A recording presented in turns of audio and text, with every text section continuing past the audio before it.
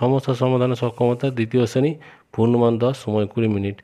নিজের নাম, রোল এগুলো লিখে নেবে এবং একের দাগে দেখো নিচের এলোমেলো অক্ষরগুলো সঠিকভাবে সাজিয়ে সমস্যার সমাধান করো।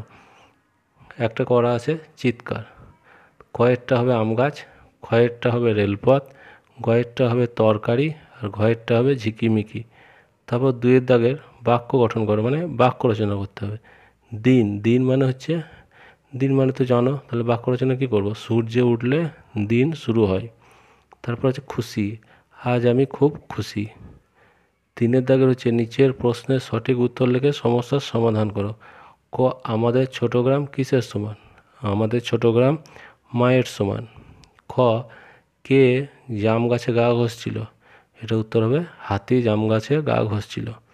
চারের হচ্ছে ছবি দেখে শূন্যস্থানে সঠিক শব্দ ইংরেজিতে লেখো। ছবিতে দেখো একটা মৌমাছি আছে, তাহলে মৌমাছি ইংরেজি হানিবি, তার জন্য লেখা আছে দিস ইজ এ হানিবি। তারপর যে ছবিটা আছে এটা হচ্ছে পিঁপড়ের ছবি, তাহলে this is an ant, ANT, ant, ant মানে হচ্ছে পিঁপড়ে।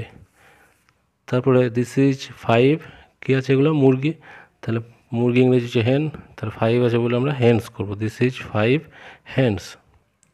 তারপর চারটে চাবির ছবি আছে, তাহলে দিস আর 4 কিজ, 4 কিজ, যেহেতু চারটে চাবি তাই কিজ হলো। তারপর পাঁচের দাগের বড় থেকে ছোট হিসাব করে লেখো। 40, 88, 77, 50। এটা উল্টো হয়ে গেছে, তোমরা এটা সাজিয়ে ঠিক করে নেবে। প্রথমে 88, তারপর হবে 77, তারপর 50, তারপর হবে 40। ছয়ের দাগের হচ্ছে নিচের সমস্যা দুটির সমাধান করো। আমি স্কুলে আমার 23 জন বন্ধু, আমি প্রত্যেককে 2টি করে লজেন্স দেবো, আমার মোট কতগুলো লজেন্স লাগবে?